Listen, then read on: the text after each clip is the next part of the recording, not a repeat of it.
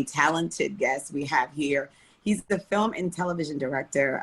If you had an opportunity to check out his website, it gives his whole bio and all the amazing things he's done in the film and TV industry. If you're familiar with some of the shows, from Blackish to Grownish to all the issues, and then we have Insecure and Silicon Valley, that the list goes on. But I mean, the fact that we have him here on our live chat with Inspire, and make sure you also check out, he has also a podcast called Let's Shoot with Pete Chatmon. So that's amazing, and get insight with all the other directors and be able to kind of feel off of what they're thinking about how they create stories. So without further ado, let's talk to Pete Chatmon. All right. Well, again, thank you for having me. I salute you on the platform, you know, as a podcast haver or podcaster, you know, whatever the wording is. I value the demystification of a process, because I think in particular with film and TV, everybody talks about movie magic, you know, and it's this thing that we've kind of preached or heard over time, but like I like to think of it as movie process, you know, and like if someone I've done shows where I've been like, explain that to me, because I've never done it before. I don't know how to make this building look like it's going to explode, but if you tell me how to do it, then I can add that skill set, and then we can make something together, you know, collaboratively. That's cool. So I value being able to kind of keep it real and talk to folks. That's awesome that you give them your time. Yes. So we'll start, you know, we have so much to talk about, so let's chat. So when did you know you wanted to be in the film and TV industry?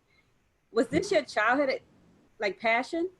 Yeah, I mean, so, you know, we went to Columbia in Maplewood, and by luck, it was written, kismet, you know, who knows, but we had a filmmaking program. So this is 1993. We had a filmmaking class. We had a photography class, and we had and I don't know if this is still the case, but we had the public access TV station it was produced out of the school. And so I took all three of those courses, and then I took the filmmaking one, and I was like, yo, I think this might be it. And it was a bit of a creative search, because I had enjoyed writing, I had enjoyed rapping, I explored the architecture course that they had at the school, and I was just like, you know what, there's something here that I'm connecting with. And from that moment, as a junior in high school, I had decided that I wanted to be a director. Wow. So in that moment, was it a specific camera that you was able to kind of pick up and it was like, all right, love at first sight, or did you kind of fumble around before you figured it out? It was honestly, and look, I will preface this too, because I feel like, you know, some people find it early, you know, some people find it at 16, some people find it at 45, you know what I mean? Yeah, or some people don't have the confidence, courage, or fill in the blank to pursue it until 45. And what I was kind of aware of was, like, I always felt like, well, I want to go after the things that excite me. And so when I picked up, I remember the first project that we did, you know, it was like a basic assignment, and you're kind of like, yo, go shoot something after school. You know what I mean? And so I was filming, of course, my actor was my girlfriend at the time. That was a great relationship. That's how it is. And so we were doing a shot on the train station platform in South Orange, and then it followed her down to the street. And I remember being like, all right, I'll get you on the street platform, and then I'll get you up here on the train platform. Then the next shot will be at like this payphone sign, and then tilt down as you walk up. And I remember the teacher was like, that was a really good choice, because most people would have been like, all right, she's on the train platform. She's walking down the stairs. She grabs the door. She comes Right. out around the corner, and it was like this natural, instinctual thing that kind of made sense in terms of the language of film. Right. With that, like kind of like thumbs up, I was like, all right, there might be something here. That Yeah. intuitiveness, you had it in you already. Yeah, yeah, and I think we all do. I think you just have to not stifle it. Yeah. Mhm. Yes. Exactly. So, Pete, who would you say inspired you, either earlier on or throughout your career? And who was your first mentor as well? Wow. So uh, the affirmation and I guess the inspiration came early, and for anybody of a certain age, it was Spike Lee. You know, Wow. it was seeing Do the Right Thing. It was watching scenarios that were not all of them, obviously, but many of which were what I lived, you know what I mean? And like interactions that I knew. And kind of, even though that film kind of had caricatures, they were avatars for people that I knew, right? And so the specificity of watching my own experience or a tangential version of it up on a big screen was a signal to me that whatever I experienced could be there too. Mm. Mm-hmm. And so that was affirming. And then when I learned the teacher at Columbia, his name was George Chase, and he had gone to NYU, and all of his like anecdotes within the classroom were like when I went to NYU. And so I was like, well, let me look this up. And when I looked it up and I saw Spike had gone there, Martin Scorsese, Oliver Stone, you know, I was like, well, that looks like it's the right thing. Mhm. Um, Now along the way, you know, there's a interview I watched with no, I listened to it. I didn't watch it. And it was Stephen A. Smith talking about you have mentors and you have cheerleaders. Mhm. And so you have these mentors who are maybe going to provide you with a North Star and maybe some advice upon which you have to maybe decipher how to apply it, but their experience informs and can educate your journey. And then you have cheerleaders who are there like, Pete, yeah, you got to meet Pete. You know what I mean? And it's like you got to have both because Mm-hmm. your mentor ain't necessarily going to like be like give Pete a job, Mhm. but you're Right. but they'll help you get to a place where the cheerleader can say that person's ready. Let's take a chance on them. Right. It's So, worth it. Yeah. you know, So, yeah, well, I was just going to ask in terms of a lot of times people get into this or go through the schooling process, but don't understand what is a day in life or what the actual work that goes into it. Can you kind of give us a kind of like, bird's eye view of what that looks like on a day-to-day basis for you? yeah. I mean, God, I mean, it's like, how do I start? Because it's a lot more than just shooting, like just Mm-hmm. directing, right? So like for instance, like right now with the industry opening back up, I already know like I'm doing 2 episodes of one show for Apple TV in September. Then I'm gonna go do All Rise in October. Oh, Then I'm wow. gonna go do Grey's Anatomy in November, and then I know I'm gonna do an ish, I think, right?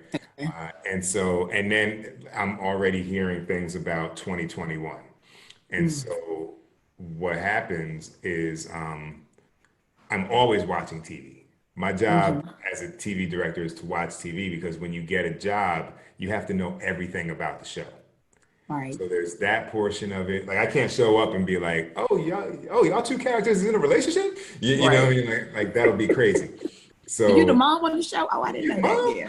And it's funny. I actually got a funny story because my wife is on Grey's Anatomy, and I was doing the No first kidding. episode. The For first those who episode. don't know, his talented wife, she, as the story goes, the woman behind it all, she's on There you Grey's go. Anatomy. She's There amazing. you go. And we were doing my first episode there. You know, like you get a scene, and I'm like saying what I think we can do, how we might approach it, and one of her sisters or half sisters or whatever, I'm like, oh yeah, and then we'll do this, and then like, we'd have 2 glasses of wine here, blah blah blah. And she's like, my character is an alcoholic, and I'm like, that's right, that's right. That was season 8. That was season 8. I'm here in season, You're out of recovery. You're out 15. of you fell off the wagon. So that's what you want to avoid. You have to always be watching. But Yeah. once you get the job, it's a lot of script reading. It's Yeah. becoming an authority over material that you didn't write. And then you start finding your way into the story and your perspective on this show. And I guess without getting too like in the weeds, like the way I describe the job is it's similar to being invited to cook Thanksgiving dinner for a family, right? And they're like, we want it to taste like it did last year, but do your own thing. Right. So Okay. you're challenged with you're using, their stove. They might have a Viking stove. They might have a Bunsen burner, right? Okay. You're using their recipes to some degree. You're using ingredients that they bought. They could have gone to the bodega, or they could have gone to Whole Foods. Like you don't know, Right. right? And my job is to find what my own thing is. And so sometimes that might be I bring a dessert that nobody has to eat. Sometimes that might be I'm gonna put like a little more cayenne pepper on something, or shows where I've shown that I understand their menu. I could come back and be like, we're gonna fry the turkey. You know what I mean? And it's just figuring out which one of those scenarios I'm in a position to successfully pull off. And so with that, I guess for some who look at being a director from different point of views, from film to television, how is telling that story different? Well, in film, it is the director's medium. So like these projects behind me, one's a doc, one's a feature film, one's a short film. I wrote those projects, with the exception of the short. But even though somebody else wrote it, I'm kind of deciding, collaboratively deciding everything. I kind of get to have the final say. On a TV show, if you think about it this way, someone else wrote it and created it. They worked with the network and the studio exhaustingly to get it on the air. Then someone did the first episode that they call the pilot, and that person worked with the writer to visualize what the creator and the writer wanted. And so then you show up as a director of an episode, and it's mostly been decided, Okay. right? But your job is to renew it while honoring what it is. And so like if you take a show like Blackish, the easiest example is like there's a way that the stories are introduced in the Johnson home, in the kitchen, in the living room, in the family room. Like every episode is introduced a particular way. Then Stevens and Leto at work, it's always we're at the table. Like you're not gonna, redefine that. But when you get something unique to your episode, like I did one, the second episode of season 5, it was about calling the cops on Airbnb. I remember that one. Yes. And then the final infraction was these black folks who were having a party, and Dre's like, oh man, I can't call the cops on them, right? Right. And so that was at a location that would be in no other episode. It had actors that would be in no other episode. And so that's where I was like, well, I want to shoot it like this, and I want to do this, and I want to try that, because it was unique to that story. So you're always trying to marry these two different pieces of a puzzle. I love that analogy about Thanksgiving. That's great. That was good. So what's one thing that you learned about yourself throughout your career? I would say that it's not about talent. And I think the sooner you understand, and deal with that, because you don't have to like it, right? You just have to know it. Mm. And I found that there's this interesting kind of pivot that happens because I remember being in film school and there were people who would make, we were all using the same equipment and I'd watch their projects and be like, yo, they good, they're really good with what they're doing, and but see, over time, like for them, it wasn't about talent because they might not have, or they obviously did not work as hard as I did. They did not have the persistence or the like, I will not be, y'all can tell me no 100 different ways, but I believe there's 101st yes. And Yes. so if they didn't have that, some of those folks have left they're accountants now, working for the family business or whatever. Mm-hmm. And so now what the shift that happens though is by being persistent, looking at the business as relationships and being able to sell yourself. Now I've done so many things at such a high volume that I'm probably more talented than they are. You know what I'm saying? Yeah. Yeah. Because I found a way to get on the field. Mm-hmm. And if you can't get on the field or the court or whatever, your talents are gonna atrophy. Right. I You think got you the already balls. answered my next question actually, because it was, what do you think a person needs to be successful in this industry? Mm. And I think you already answered that question. Yeah. Yeah, I mean, and it's unfortunate too. I mean, look, when you get down to it and you look at um, just being black in the industry, you have to do more. You have to Yes. be Hmm. better. You have to be there's a self-governing kind of meter that you have to be aware of because I tell folks like I'm me doing insecure is different from me doing a million little things, right? Right.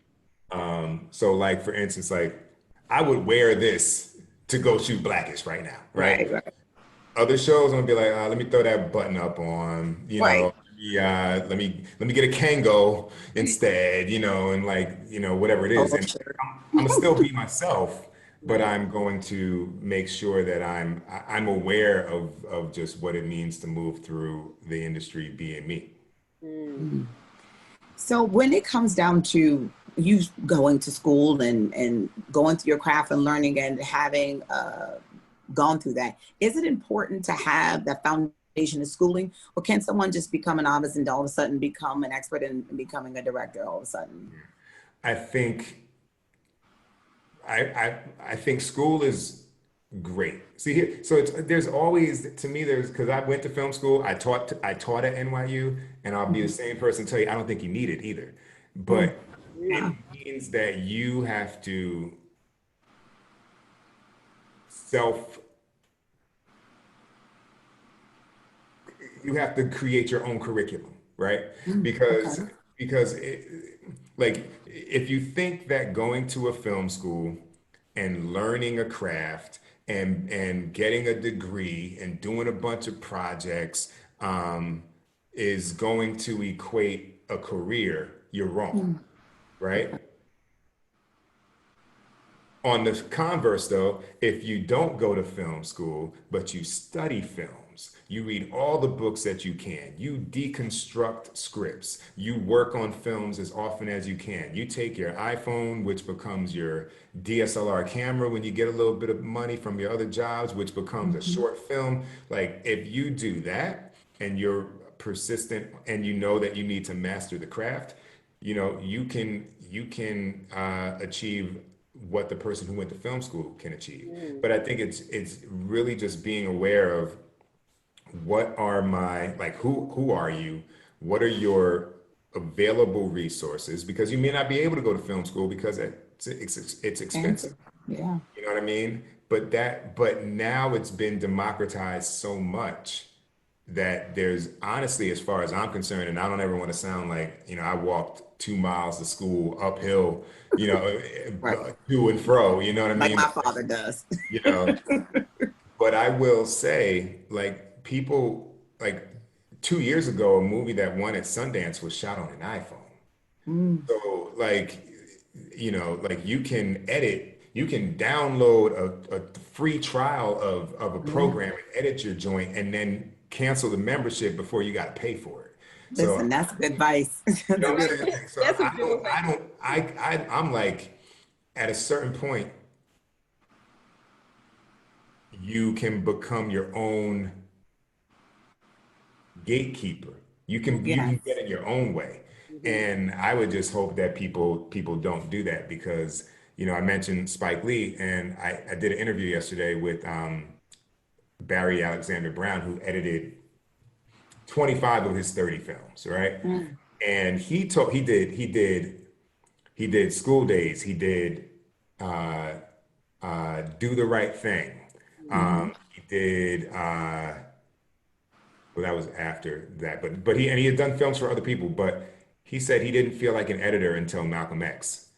And I Wow. was like, I was like, yo, that's crazy because I was watching what you were doing, like you Right. edited really well. You know what I Right. mean? And it's just interesting how even at that level we can diagnose and we can prescribe ourselves with imposter syndrome. Hmm. And Mm. Mm. if Wow. you pour that into your drink every day, like that you're getting in your own way. And I understand it, but sometimes it is good to decide what you want to be, Hmm. claim it, Hmm. say it, Hmm. do it, Hmm. rinse, repeat. And at a certain point, you'll look up, I guess, like he did and say, oh, wow, like people are saying my work is good. But Right. I guess my point is you got to know what the target is and not disparage the journey Mm-hmm. while you're on it. Hmm. Because all the schooling in the world won't get you the job. That's for sure. Right. I know. So Pete, what do you find as the most challenging part of your career, um, being a film director, and what's some of the exciting parts about it? You know, I'm of the mind that, and maybe this is just over the years, but like I try and appreciate every part of it, right? Mhm. So like, Good thing. you might hear directors talk about, you know, sometimes you work with challenging people on set, right? And that's true. And sometimes you're like, why are you acting like this? You know what I mean? Like we all here just trying to work and like you get paid much better than me. Like, what are you mad about? Um, but I think that it's a great opportunity, the way I look at it, to work on enhancing your people skills, navigating these relationships. If Mm-hmm. you can maybe deal with a bunch of those and begin to find a way to cut those things off before they happen. Mm. You know what I Right. mean? And so, I feel like it's all positive. Now, I think to answer the question though, because you probably want an answer, I would say that the thing that is probably most frustrating and hopefully changing more and more is that there's a with any power structure there's a value put on art and stories that is not that is purely subjective, right? So like Mm-hmm. I use this analogy all the time of like if I went to like we talk about school, right? If I was a basketball player and I went to a Division 3 college and somebody else went to a Division 1 college and we Mm-hmm. both scored 30 points a game, Mm. like I'm getting drafted out of D3 because they're Mm-hmm. like those 30 points are real. Mhm. Right. You could watch, my film and say, and like there could be a whole legion of people who are like, I love that movie, but the people behind the desk could be like, huh? And Right. so that part, you know, is the frustrating part because now there's a little bit of a pivot of looking for more Black stories, so to Mm-hmm. speak. But there's still the lens of there's still a white lens that's applied to those stories that is actually, I think, in the way of those stories because they are, I was telling this to somebody the other day. I was like, you can't apply all the traditional storytelling metrics to a narrative that might be specifically dealing with 400 years of subtext versus like, a bad relationship. Yeah. You know what I'm Yeah. saying? So that I hope changes and look, I keep making work because it'll change or not, but I'm gonna keep doing what I'm gonna keep doing. The part I love is I enjoy the collaboration. I enjoy like, before this call here, I was working on a short film that's going to be a podcast, like a radio drama podcast now that's dealing with Oh, all this nice. political stuff. And in the middle of the call, somebody was like, well, what if we change it and look at it like this? And it was like, yo, that's dope. That's better. Yeah. Like, Yeah. and that kind of like collaboration and not being intimidated or scared that that's challenging your idea. It's like we're here. Right. If you want to work by yourself, go be a poet or a painter. But Or stand-up comedian. or stand-up comedian. Well, but they be having writing teams, right? Like you look at the end of that special, there'd be 10 names and Yeah, but you gotta get to a writing team first. You start starting on the True. game as a True. writing team. That is true. But how do you navigate through that? I mean, having, as being a writer and a director and putting your hands in editing as well, how do you balance all that out? And then how do you, create a balance in your own life with that? I think the great part about film school, and I also think the great part about, building your own curriculum, particularly when you're doing it on your own, when you do every part of the process, you know how to respect people's like world, right? So like I know that I can't go and move the camera and make the cinematographer I have to communicate it, right? I have to know how to talk to folks and find buy-in for an idea. And so, and wait, I kind of lost track of the question. Can you give it to me? Absolutely. I was like, I wonder where he's going with this, but I'm gonna Yeah, wait. yeah. I was looping it back, and then I started thinking about some other stuff. That's all right. No, just in terms of creating balance in your life. Like when you have all the many hats you wear, how do you create Right, balance? right. That's it. So that's the balance. The balance is knowing like when I'm there as a TV director, I know what that box looks like. And so it actually frees me up for other things. And so I know that there's a kind of ceiling for what my job is, and I don't concern myself with things that are not within the building. Staying And in. yeah, and then, because I also know I'm over here working on my stuff, which has a kind of more personal, fulfilling kind of space in my life sometimes, and I can build on that and have more control on it. So a lot of it is more about, I think, really knowing what your role is and being super deliberate about how you spend your time. I see. So I can work on this TV show. So today, right? Today, after we get off, I gotta do something for these two scripts I'm directing. And it's like, I'll do that. And then I gotta have a phone call for this show we're pitching on Monday. And then after that, I'm gonna go and I have very like deliberate, segmented blocks of time. And then over the course of a week, you're like, oh, I've moved 4 projects ahead, 10 yards. And then maybe after you're off of a TV show, you got 80% of your time back, and you can then maybe fill one of those other projects into that slot. And just, you're always kind of looking at the calendar. And I think having deadlines for me that are self-imposed, because if not, you end up, it'll just go forever. Right, but you cut it off for yourself. I mean, having a wife, you can't just work all day long, but you know when to cut it off for yourself. Right. And I like to be done, you know, ideally by 5:30 or 6 Wow. of So the it's week. not like a on around the clock type of thing. You cut it off. Yeah. When I Okay, can. that's good. There are When times you when I can. can't. Yeah, but that's the goal. Well, then that goes to my that question: how do you escape from it all? There's a lot going on in the world. I mean, of course, we're in a pandemic and we can't go as we normally would. But what has been like an escape for you recently?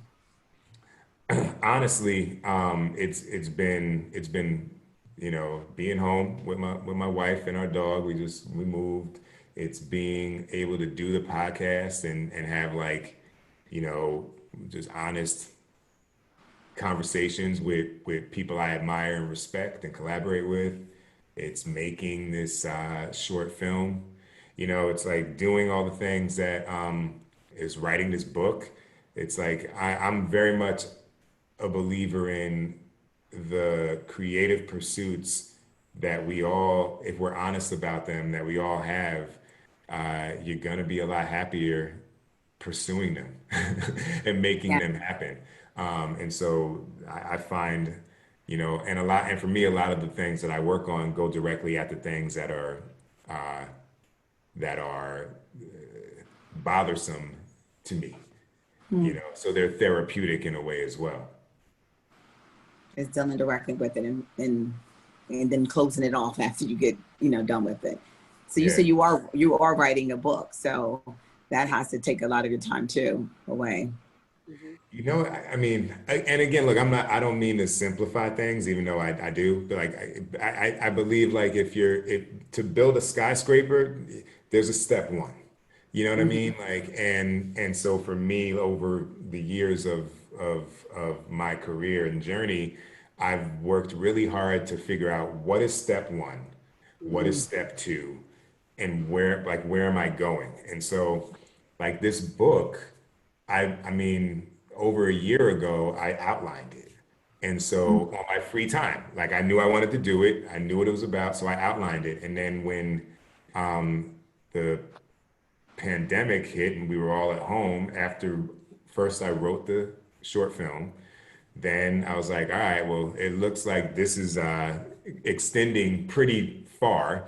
And I was Right. like, it looked like it would be like July maybe before we went to work. I was like, look, this is late April. If I don't get this book first draft done by July, I'm a sucker, you know, because I'm home with time that I would never Yeah. have. Mhm. Right. So I went back to it and I was like, all right, every day, what's the best way to do it? Okay, I have my bullet points. I'm going to talk into my iPhone and send it off and get it transcribed.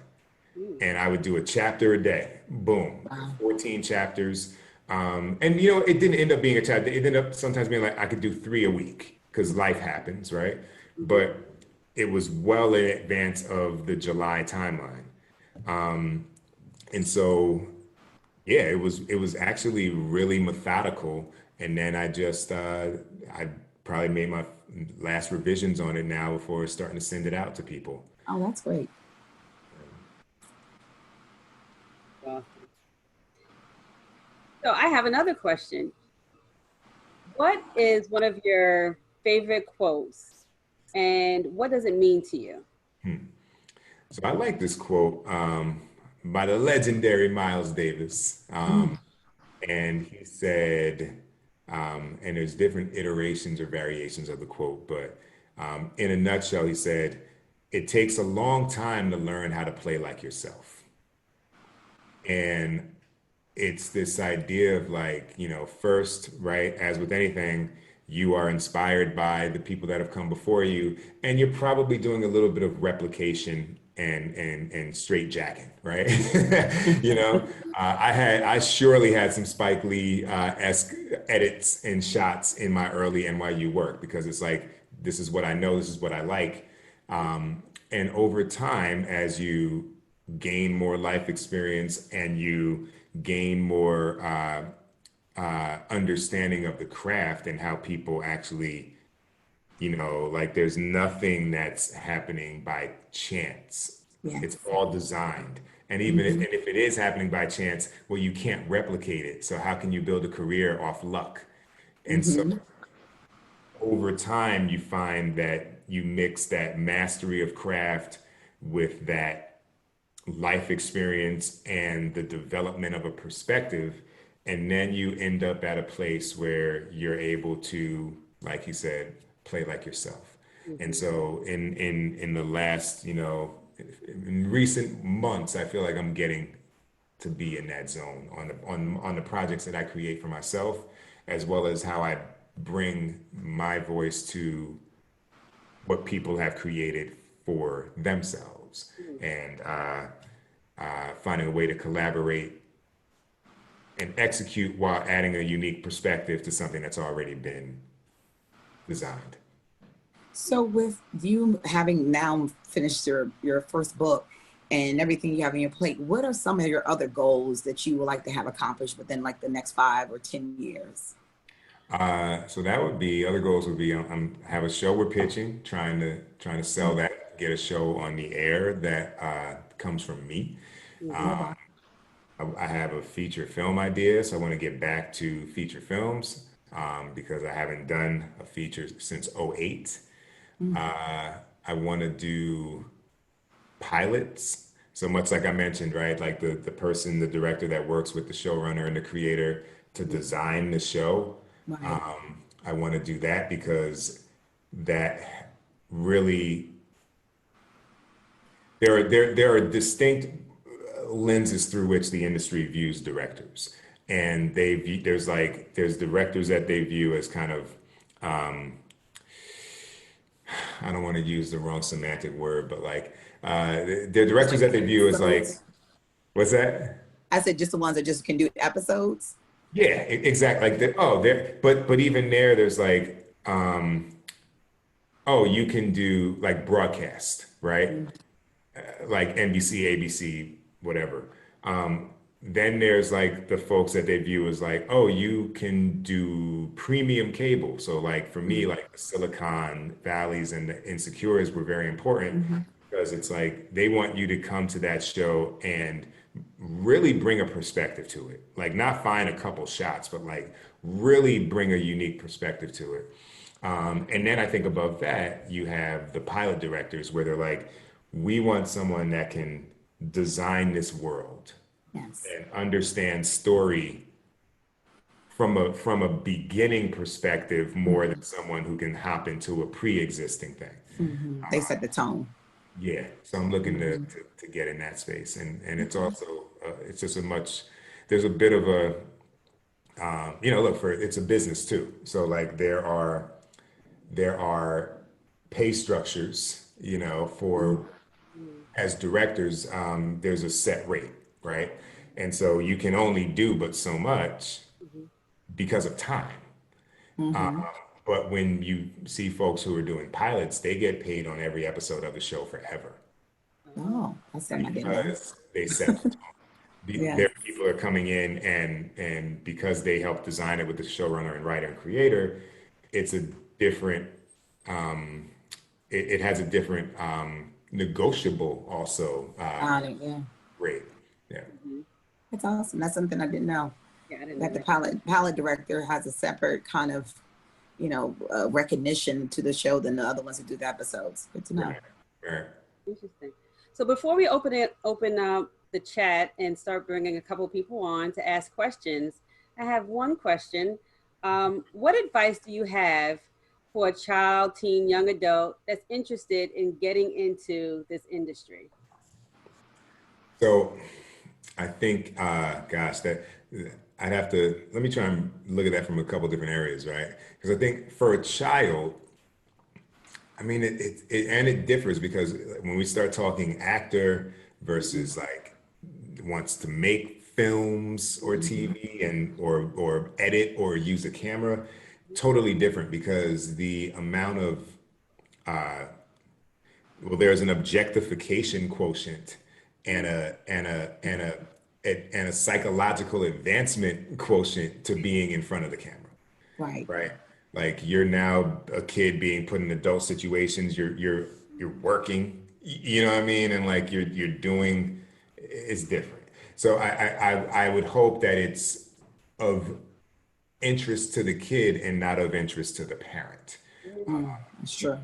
You don't really find that with with young filmmakers. It's not like the mom's like, edit that film. They're like, yo, do the audition, be funny, right? Yes. Yes. So I think Stage, that, not a stage mom, right? yeah, the momager, Right. so, like, make sure that it's a genuine desire for the young child. Um, Beyond that, I think I just believe in immersion, and I believe in the fact that there's more access now than ever before. Right. You Absolutely. look at Whole these platforms. more platforms, like, find a way to just maybe help that young person. So this is more to parents, I guess, right? Find a way to maybe help that young person explore their interest in this craft with a positive attitude, but also a minimal financial spend. And so, like, Absolutely. that might mean you have an iPhone, mom, dad, let them Exactly. shoot on that, right? Find Mhm. a cheap way to then, help them edit, but just educate them into what it is. For the folks who are, in their teens and can make these decisions on their own, I always say read autobiographies and biographies of people that you want to be like, because you will find that as you go on your journey, nothing's really original. It's just specific to you. But you'll also get a sense of what their journey was like, and you can gather sometimes without having to go too many miles down that road, whether or not you even want to do that. Mhm. Because you'll read a bunch of biographies and see, like, man, you was broke for 10 years. Right. Like, you gotta want to tell stories enough to potentially be broke forever, Mhm. right? And so it's just really being honest about what it is and being dedicated to exploring it and leaving it all on the court, in your attempts to find out what you like. Awesome. So while we're waiting on opening up questions, I was just going to ask you also about the importance to be able to have a little bit of everything in terms of knowledge. Because I remember one of the shoots I've done before, and I heard somebody use the word predator and how there's combinations of titles that people often take on because you have to have a little bit of both. Is it important to be able to have or know or have a knowledge of all those aspects of it, from producing to editing to shooting yourself? I think so. I believe that, look, if you don't know, you don't have to know everything, right? Mm-hmm. But if you do, you can you can achieve what you want better, right? So even if we go back to this Thanksgiving dinner analogy, right? If you can look to the person helping you cut the onions and say, that's not how you cut the onions, dog. Like, that ain't gonna work for the meal. And Right. and so hold it like this and watch your knuckles and blah blah blah blah blah, right? Right. Like, only when you are aware of how all these things kind of fit into the gumbo can you make the gumbo you want to make, right? Mm-hmm. And so I feel like in the beginning, it's just like finding ways to communicate what you want and understanding story and knowing what you're going for. Then, as time progresses, I would definitely suggest you wear more hats. And quite frankly, the journey of an independent filmmaker is going to demand you wear more hats. So, Right. like, I've edited stuff. I had my production company running, for 7 years, where I started shooting and editing because it was the only way I could make more money. And so the irony is that this thing that I didn't necessarily want to do made me very good at TV, Mm-hmm. because TV is typically a world where you see cinematographers move to director because they know how to shoot quickly. Mm-hmm. And there's this idea that it's less about the directing because the show knows what the show wants to be and it's a writer's medium. So I think that's super helpful. Knowing production design, knowing when you walk into an empty room where you might put furniture, or hey, we can block this window off with a panel and, you know, make it feel like, and put a door up and make you feel like there's more beyond it, and it's just a wall. So Yeah. I think I would urge viewers to master the singular thing that they're working on, but Mhm.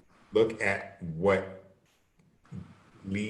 funnels up to the work, and make sure you've done it all. Because, you know, even if you consider working with actors, if you've never acted, Hmm. you know, and in film school, we had to take acting classes before we could take directing classes. Oh, And if you've never acted, if you've never received bad direction from somebody, you know, you're never going to give good direction.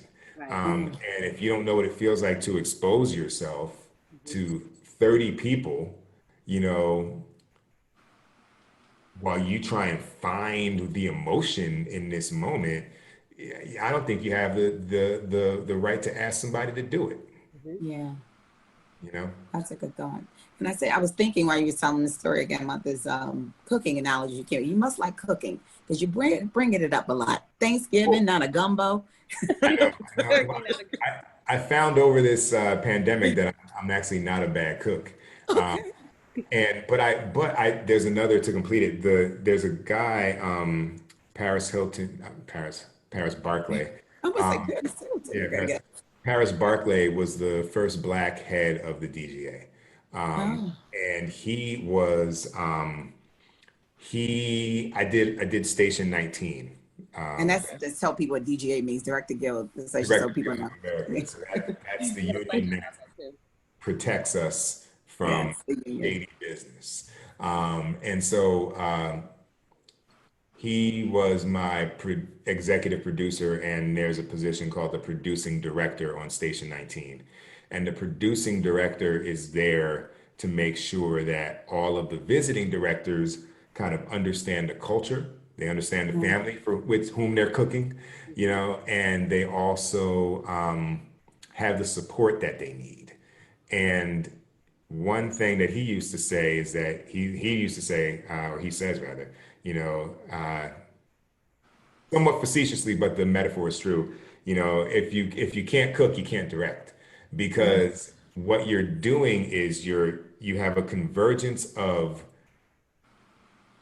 every yeah. cooking style Oh, to yeah. arrive at a particular point. So it's like, you know, this thing needs to be sauteed while this boils, while that's baking, you Hmm. know, and Mm. while that's doing that, I gotta knead the dough on this thing because it only needs 3 minutes and it's gotta come out last.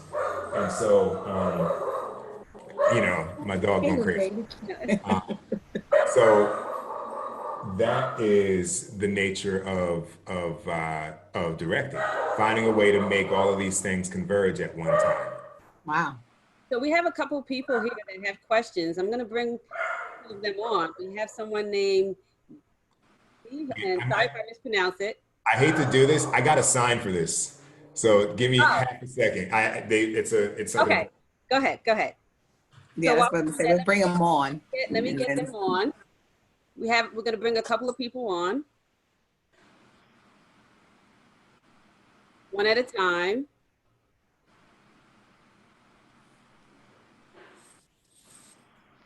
we're down to almost last 10 minutes. So, Yeah, hopefully, Pete can stay on for a couple more questions. yes. Um, Dira, are you on? I see your phone is muted.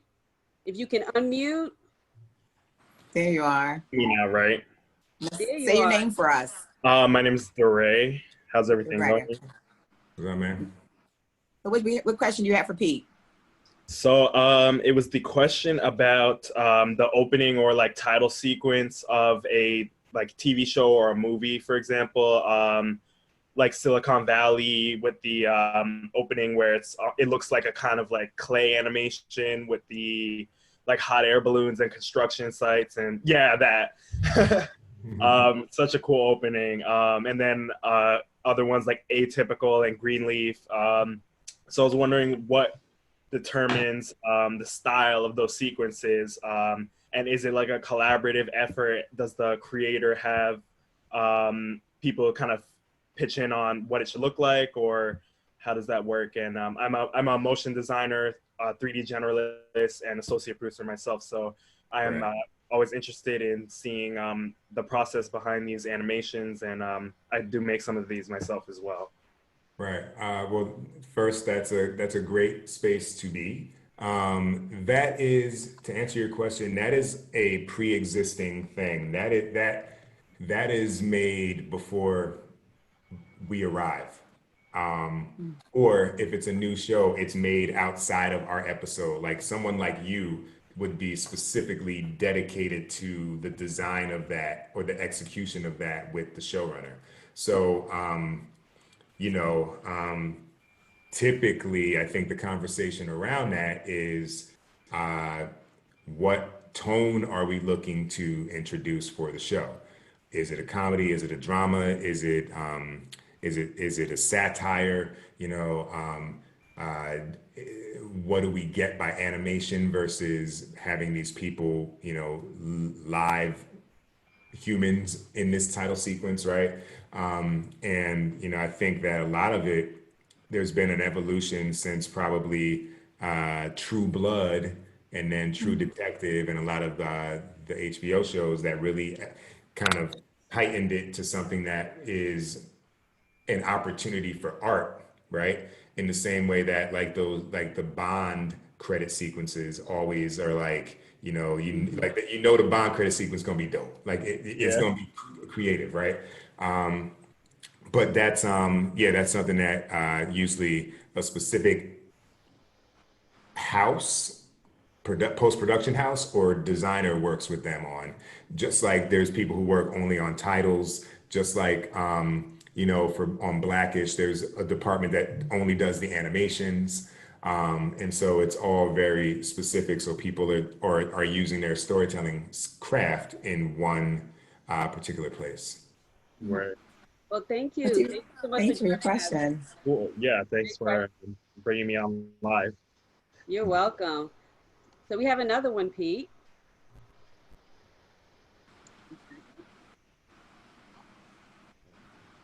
I guess we got him now because I'm going to ask another question too. And I'm going to stay there.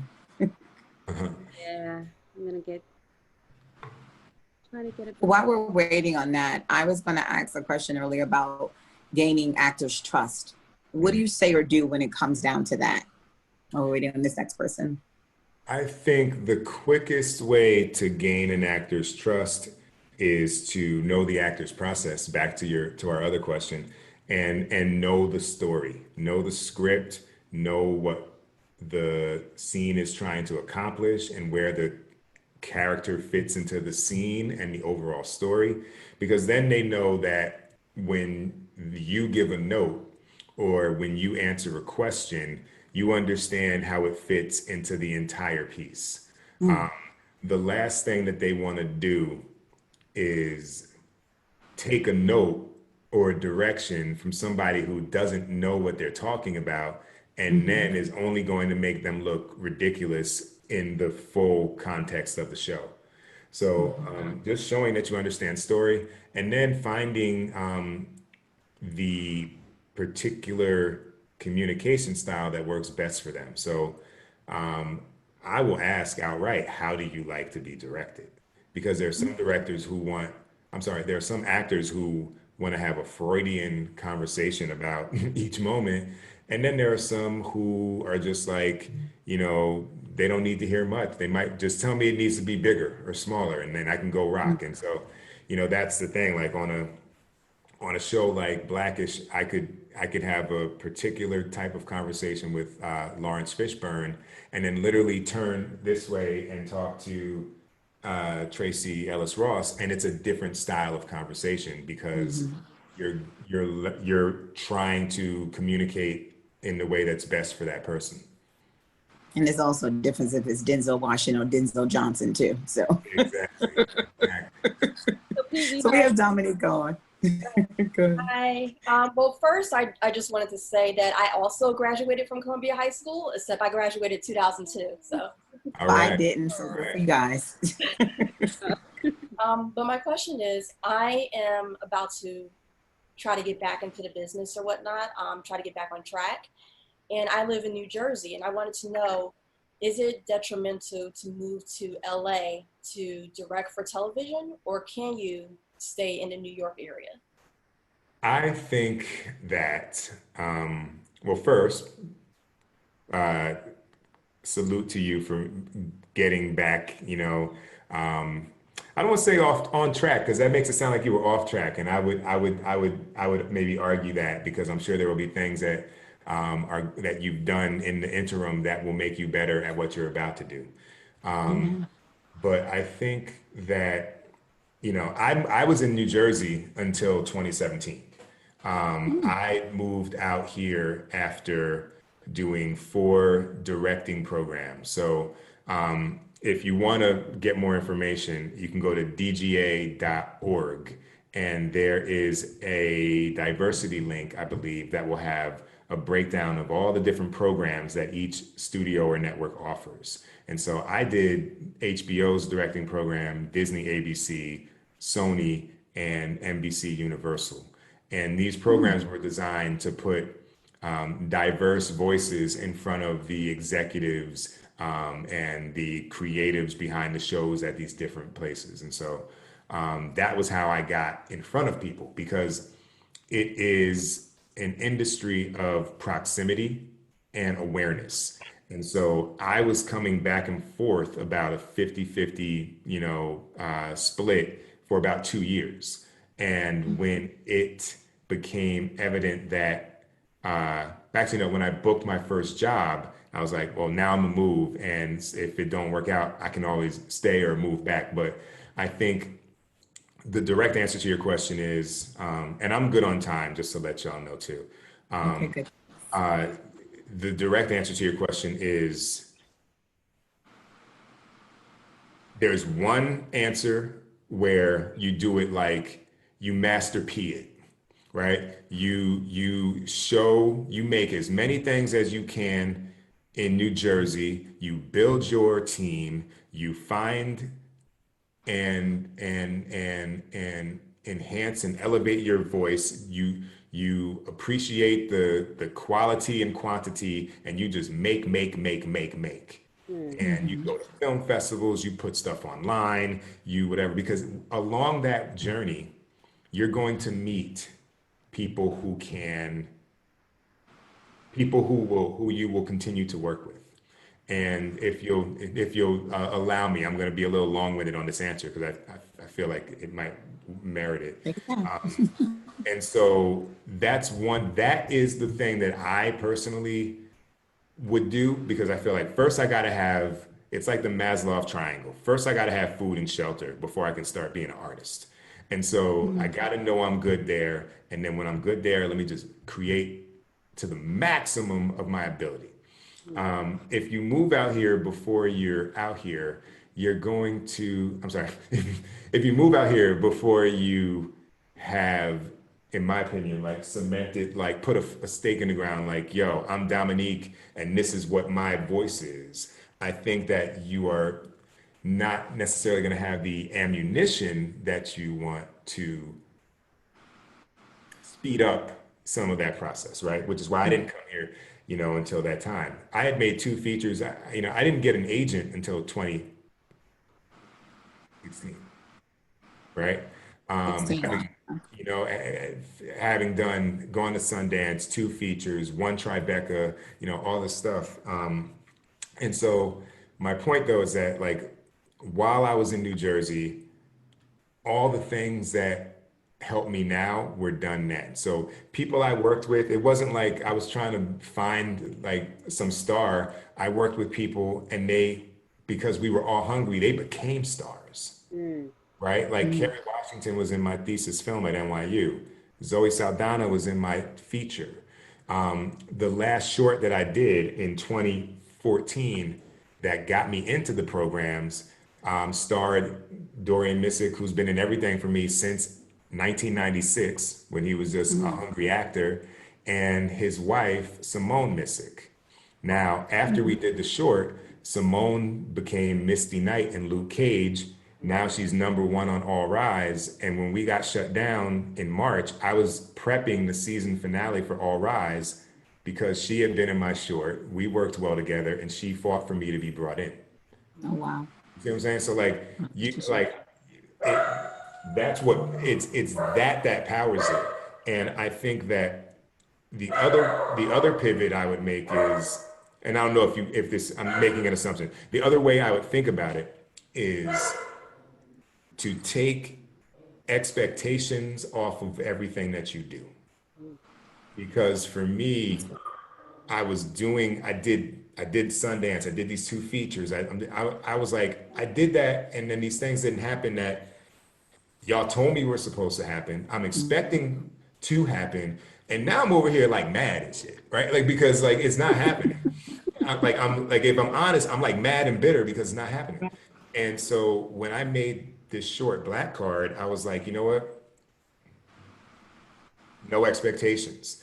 I'm making this because I want to watch it, if only on my own YouTube channel, and sit back and be like, yeah, that's where I'm at, right? And the irony is after 12 to 13 years of triangulation, I now made this short that was only for me that ended up getting picked up by HBO. Boom, boom, boom, boom, boom, boom, boom. And that's kind of the nature, I think, of how it can go. Yeah, actually, I watched Black Card. It was really great. Thank you. Thank you. And the people that were in it and my crew were folks I had been working with at my production company for like 8 to 10 years. Well, that goes to show relationships matter and keeping them and building them. So that's great. Dominique, thank you for joining us today. Thank you. Thank you, Pete. Thank you. So Pete, I want to be sensitive on your time because I know we are at our 2 o'clock. We had a couple of more questions, but you know, again, I want to be sensitive with your time today. I'm good. Let me grab the door one more time. This is a rare thing. Sorry. I'm gonna say, just bring her in here, or him or her. Okay. She's like, I want to be a part of this show. I'm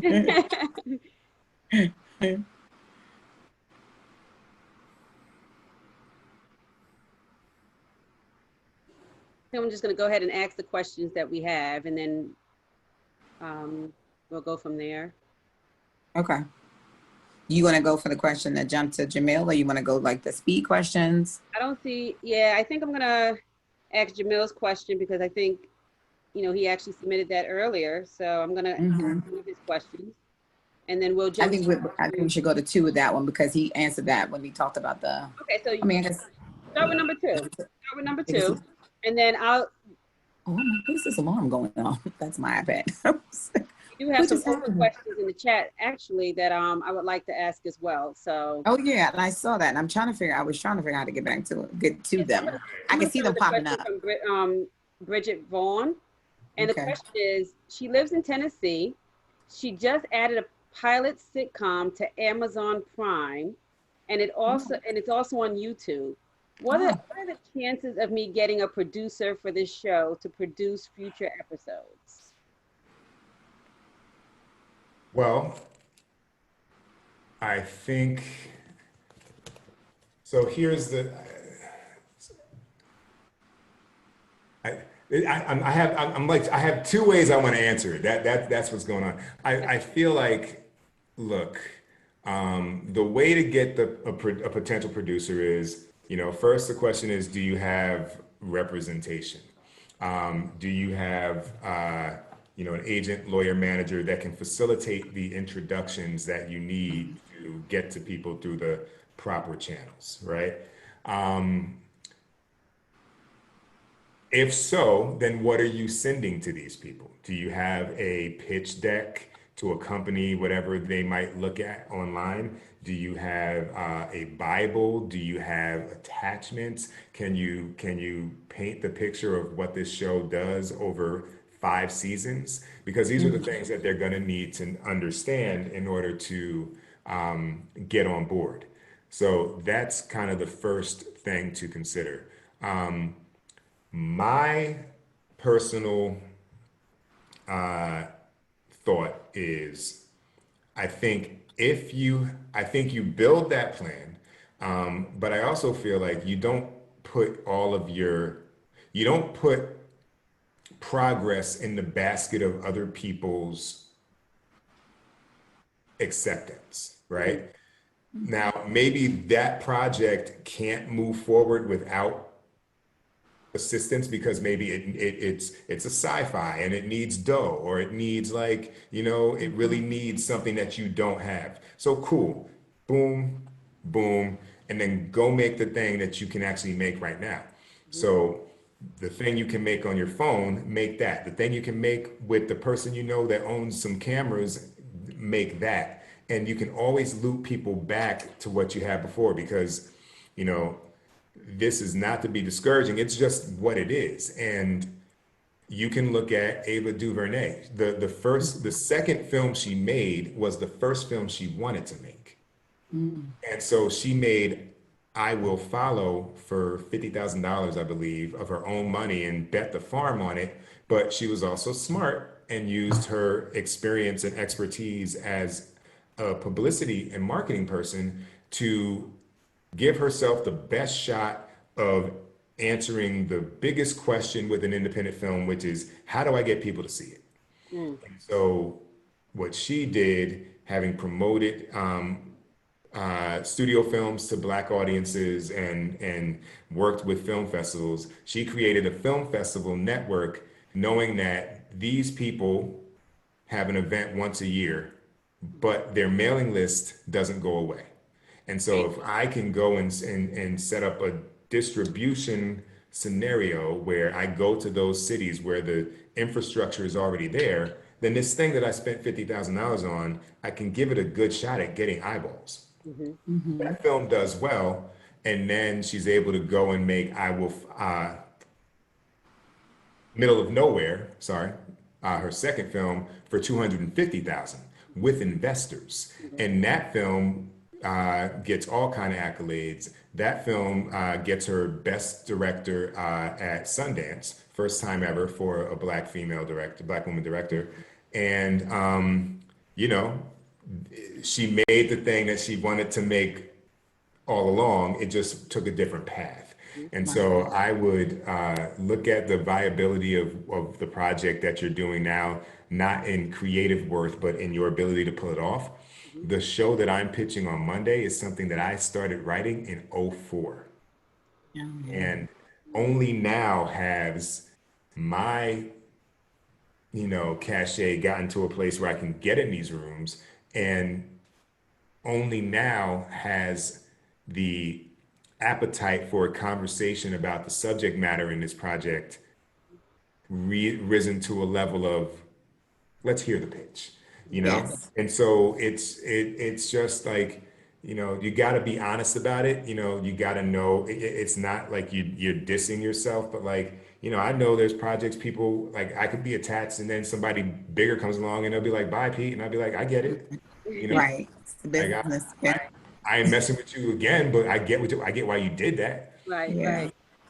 So That's why recasts happen all the time. People recast it all the time. one person we can bring on, Shah, which is Jamil. But before I do that, Okay, good, Jamil. Yep, he's here. So I have a question from Lashada. It says, we currently live in Portland. As a teenager, are there any national film festivals, groups, or online communities that I should join? What publications or media outlets do you follow to stay up to date on industry skills and news? That's great. I think that's like a multi-pronged answer. I'm looking at deadline.com. I'm looking at Hollywood Reporter, Variety, to keep track of industry movement. I'll see friends that I've worked with. Oh, now they're doing a show, they're doing a pilot. I can send a note. I can say, hey, if you're looking for directors, I'd love to be considered, outside of the traditional normal channels. I can see, someone I know and have been developing a relationship with, I saw move to run a film division at a studio. So you want to know what's happening with the business. If you are looking to be a director or a craftsperson, you might look at nofilmschool.com, filmmaker.com, independentfilmproject.com. Quite honestly, I think in this world, we just moved into this house and there's little things that pop up, and I just literally Google like, how do I fix motion sensor? And then I get an answer and I go fix it. You know what I mean? Like, Yes. and I honestly feel like you'll find, like, dive in and search, and you'll begin to find, I think, the I hate these words, but like you'll find the influencers in the categories of interest that you have. Mm-hmm. So like somebody could like go to my website as a person interested in directing and be like, yo, I just gotta listen every week and I'm learning things I would never learn on the Right. podcast. Mm-hmm. And that's a plug for me, but like there's that in Let's shoot Pete Chatmon. in everything that you do. There's somebody who is literally dropping things you'd have to pay thousands of Yeah. dollars Yeah. and go get that information today. And In the maybe world, in the what world of Google is something everyone should have knowledge to be able to look for themselves and research. I mean, that's the biggest thing. So, yeah. but we're bringing Jamel on. Yeah, we're gonna bring Jamel on, but I want to say, the information that you're sharing with all of us today, Yes. you can't just get that everywhere. So you're dropping those jewels with us. So here we're bringing Jamel on now. He should be coming up as a panelist as we speak. Let's see. And what's your dog's name while we're waiting for them, Jamel, to come on? Motown. Motown, I love it. Yeah. Well, there's Jamel. So if you can answer your second question that you submitted to us, that'd be great. You there, Jamel? You lost your video. Oh, there he is. Okay. And turn on your audio. Oh, you know what? Is your audio? Oh, can you hear us? We can't hear you. Yeah, turn your audio on. Well, if not, I can read it. You can stay on screen and I can read it if you're not able to get it. So just for time, his second question was, with the aggressive movement to amplify Black and IPOC voices within the industry, what do you feel the most impacting ways to ensure that this is not a trend because of the adverse racial period that we are in, but true systematic change that shifts the discriminative nature of the industry? Mm-hmm. That's a great question. Like I always go back to, it's on us. You know what I mean? Like, there are things that the power structure obviously could do to change it tomorrow. But the expectation of that to happen for me is something I've learned not to pine for. And so what I know can have an impact and what I know is unstoppable is if collectively everybody who has a voice and wants to say something studies the craft, makes their project, learns from that project and makes another one. It's just, we just all like collectively have to go out there and just be doing it, because when the volume of the work becomes clear, and the reality of it is that there's so many folks who want content that we all actually want to make.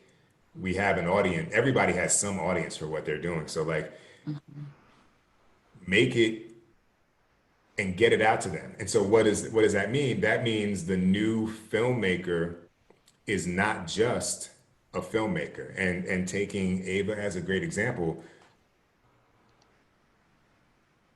as good as her first film was, it's the thought about the business approach to it that gets it over the hump. And so, you can look at Issa Rae, right? I interviewed her on my former podcast in 2011, and that was how I knew her, and then was able to do Due North, and then an Insecure episode 6 years later. And what she did, she said, how can I raise this money? I'm gonna do this Kickstarter campaign, and that's how that happened. And I feel like with more folks, not just feeling that it's an accomplishment to have made it, like not success, but to have completed the film, but more folks feeling it was an accomplishment to have completed the film, been deliberate about understanding the craft, like because people out here making films, it's like imagine you couldn't cook again, right? But imagine you couldn't cook and you out here acting like you got a restaurant. Like, right, exactly. like, you A ain't got no seasoning, not restaurant. a piece of chicken. Right. That's a plate with food on it, but I'm not paying for that, And so like I think it's like being deliberate about the craft and then being deliberate about after it's done, how do I get it out to people? Yeah. People that I know will want to watch this. How do I make sure that they know it exists and can be and can contribute to its success, whether that's eyeballs or crowdfunding or social media spreading of the word. And I think if folks are doing that in volume, it's over. That's awesome. That's true. No creative minds doing it. And like no one has an excuse now. You got an iPhone, pitch for iPhone. Right. Androids can't do it. I have iMovie. And if you don't have an iPhone, I don't know what to tell you, but iMovie is an amazing thing to edit your stuff. That's all I'm saying. Right. That's a plug for iPhone. Okay. So Jamel, thank you for joining us and asking that question. Yes. Thanks, Okay. Jamel. So we have another question from Nurse Noel. Hi, I was a screenwriter, spent all of my money on Spring Street in New York buying scripts. I successfully sold one after so many years of writing. I pivoted to an entirely different thing, which is health. I want to go back. I'm sorry, I don't know why there's a echo. I can hear you. You can hear me?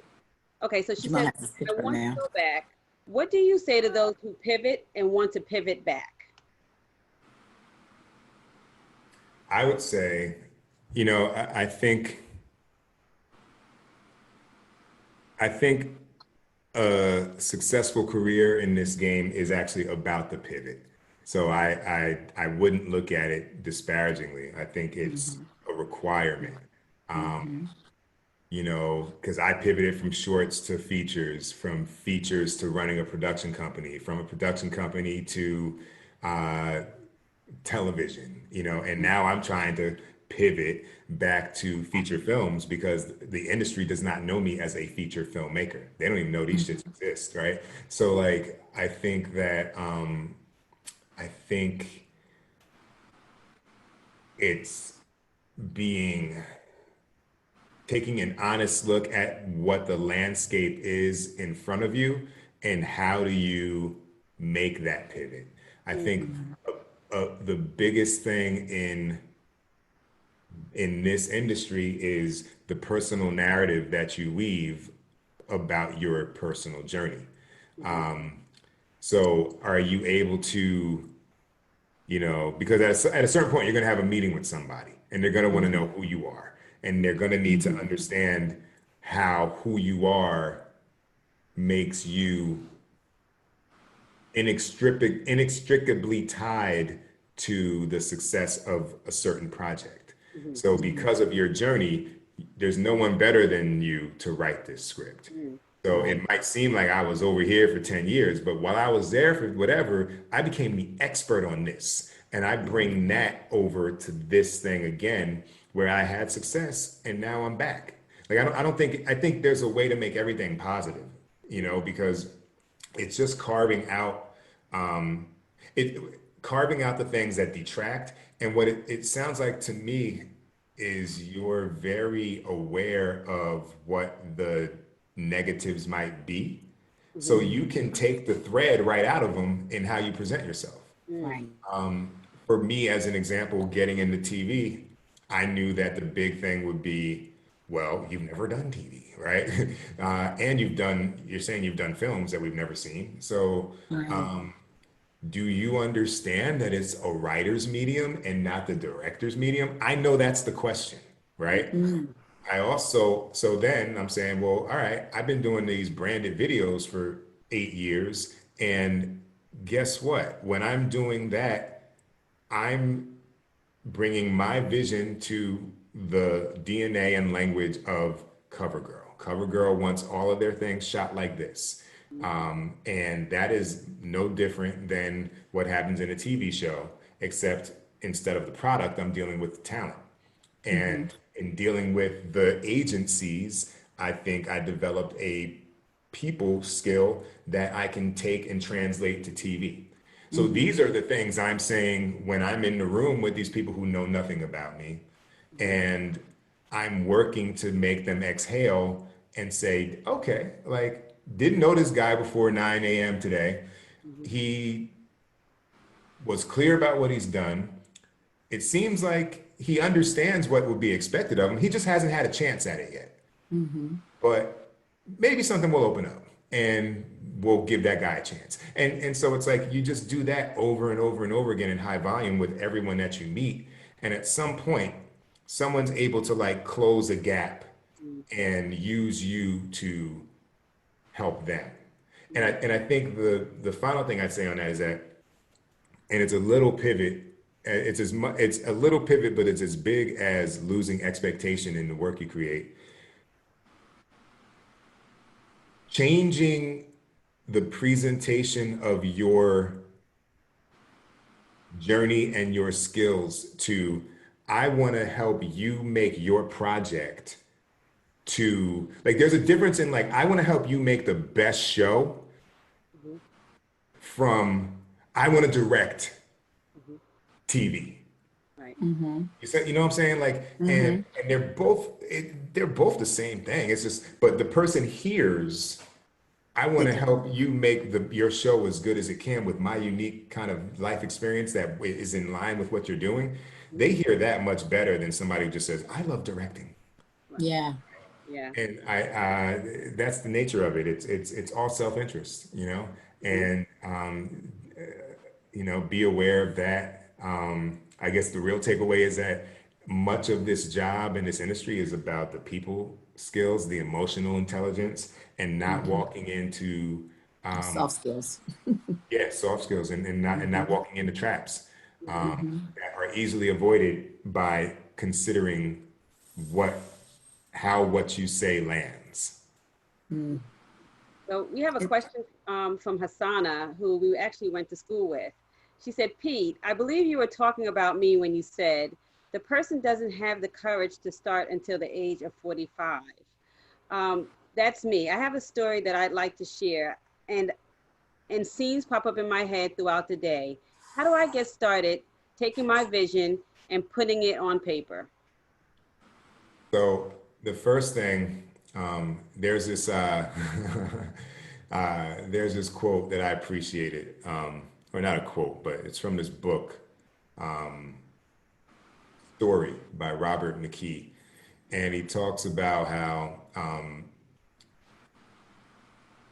only in film and TV do people say, oh man, I'm gonna write this, I'm gonna go ahead and write this script, right? Like, no, like people don't go to the symphony and say, I'm gonna go home and write a concerto. I got one, right? And that's because of the kind of just the power of story and watching, you know, people move through the world and with a thematic perspective and what it can do in validating or changing minds. So I would say the first part is to study the art of storytelling. Right.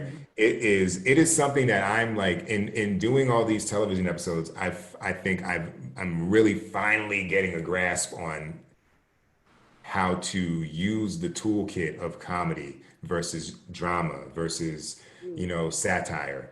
You know, when you have to read scripts. If you want to write 1 hour dramas, if you want to do feature films in a particular genre, you got to get your hands on every script possible and read it and dissect it. One of the things that like I'll do before I write a script in a genre is, and it comes from the term dramaturg, which comes from the theater world, where it's like the person in charge of looking at everything like this idea to make sure we're not just straight jacking it and copying it and treading already tread ground.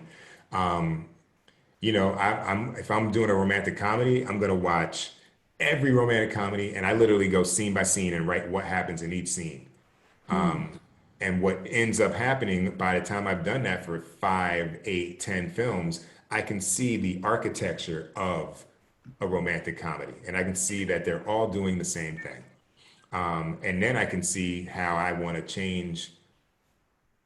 If I want to break any of these rules, how do I do it and still satisfy what the audience might expect? So dive deep into the craft of writing, read screenplay writing books, you know, write a spec for a show if you're interested in TV. Write a spec for a show that you like, which is basically you create your own episode and put it together and you know practice at that. But it really just is about honing in on the craft because I think the thing that is the biggest challenge is recognizing like what is interesting, but what's cinematic.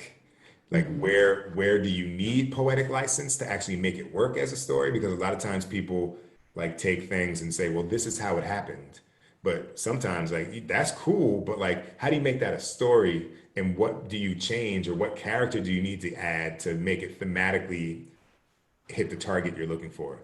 So I would read books like Story by Robert McKee. I would read Christopher Vogler has a book. I think it's called The Hero's Journey. Hero of a Thousand Faces. There's The Art of Screenwriting by this guy Lajos Egri, Egri, first name Lajos. I would read those kind of books and again, like become fluent in the units of storytelling. Mm. Mm-hmm. And I was going to ask a question regarding the writing portion of it. I think everybody in mind thinks they have a story that they want to tell. When you're writing from the perspective of someone who's just starting out and didn't go to school and having the understanding of all of that, is it important as a writer to think about camera direction, or should you just let it flow based on the characters and building the stories about them as opposed to worrying about the exterior and where they are and all that places? Right. I think it's a little bit of the answer, I think, is in splitting the difference between the two. So the answer becomes like as a director, I don't want to read your script and have you telling me where the camera goes because I'm like, I'm not doing that. You know, Right. and even if I want to, even if it made sense, I'm gonna be like, tell me where to put the camera, you know, but you can write it in a way that suggests it, right? So if you say the microphone falls off the desk, I'm like close up, Got right? it. Or you know, he sprints between, you know, the crowd. A baby carriage topples. He splits a couple about to embrace. A waiter comes out with a tray. Now I'm like, I see what I understand how you want me to shoot You that. painted a picture. Got it. Okay.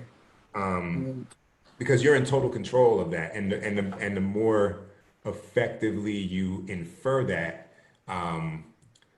you're leaving room for a director to interpret. You're leaving room for the actor to interpret. You're leaving room for the production designer to interpret because no one wants to be given a list of orders as an artist. You want them to collaborate, come in and elevate what you've laid out with clarity. Got it. And is it harder for you on the writing side to get out of your head when it comes down to doing that and thinking about it, or does it help you envision it? I mean, I envision in shots and write in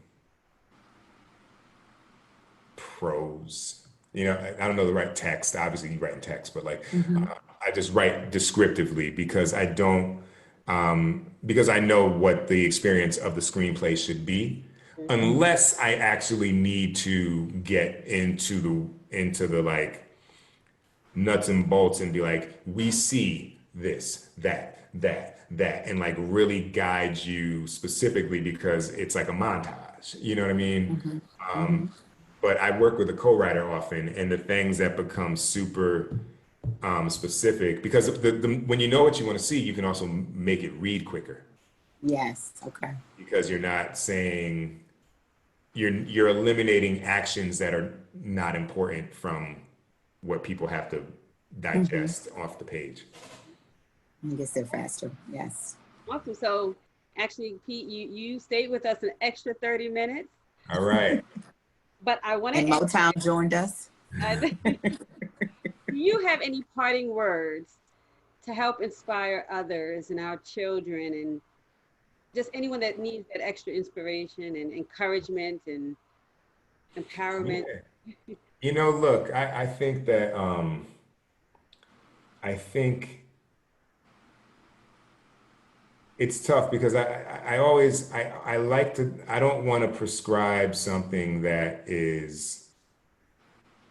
feels too, like, feels like insurmountable, or like, oh, I'm not built like that. So I understand how what I'm about to say may sound, but I feel like you have to have an insane commitment and passion for this craft. I feel like that commitment and passion for the craft is is the only thing that will get you through, like for me, 2001 at Sundance to 2017 finally directing a TV show. That's a long time.